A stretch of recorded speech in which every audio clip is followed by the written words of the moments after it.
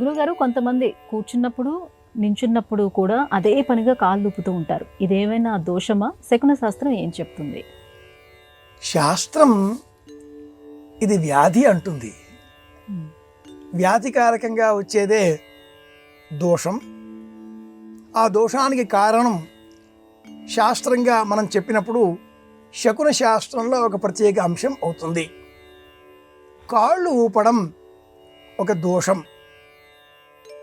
మనలో ఉండేటటువంటి అభద్రత, ఇన్సెక్యూర్ ఫీలింగ్ అంటూ ఉంటాం. ఆ కారకంగా అదే పనిగా అదేదో బట్టలు కుట్టే మిషన్ అలా తొక్కుతూ నడిపిస్తూ ఉన్నట్లుగా కొందరు కాళ్ళని అదే పనిగా కదుపుతూ ఉంటారు. చాంచల్యమైన మనస్సుకు ఇది సూచన.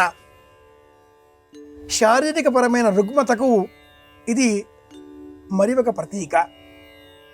ఎడమ దేహాన్ని కుడి దేహం, కుడి దేహాన్ని ఎడమ దేహం నియంత్రిస్తుంది అని ఆధునిక విజ్ఞాన శాస్త్రం కూడా నిరూపించింది.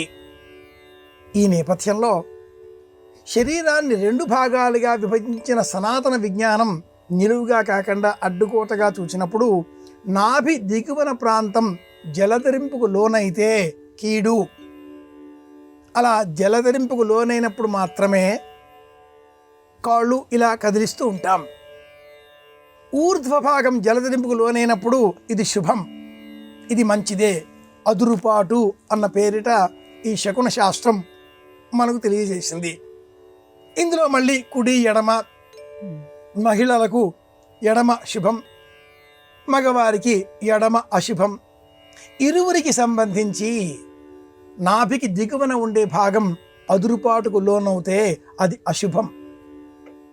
ఈ కాళ్ళు ఇలా కదిలించేటటువంటి దోషం ఇలా వ్యాధికారకంగా శాస్త్రం చెబుతుంది. కాలిపైన మరి ఒక కాలు ఇలా పైన వేసుకొని కూడా దక్షిణామూర్తి వలె, సాయినాథ గురువు వలె కూర్చోకూడదు. ఇది కూడా శాస్త్రం ఒక దోషంగా తెలియజేసింది. మహాభారతంలో కృష్ణ పరమాత్ముడు ఈ దేహాన్ని విడిచిపెట్టేటటువంటి సమయంలో ఒక చెట్టు కింద కూర్చొని కాలిపైన కాలు వేసుకొని ఆ కాలు కదుపుతూ ఉన్నాడు. కొందరు కదుపుతూ ఉన్నట్లుగా, ఆ బట్టలు కుట్టే మిషన్ కదుపుతూ ఉన్నట్లుగా కదిలే ఆ కాలి బొటన వేలు చూచి దూరంగా ఉన్న ఒక బాణాన్ని ధరించినటువంటి వ్యక్తి పూర్వజన్మలో అంగదుడు అంటారు.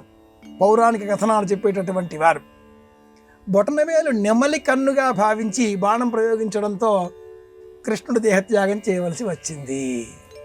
ఆ ఉదాహరణలు చెబుతూ మనవారు కాళ్ళను అదే పదిగా ఊపరాదు, ఇది దోషం అని చెప్పారు.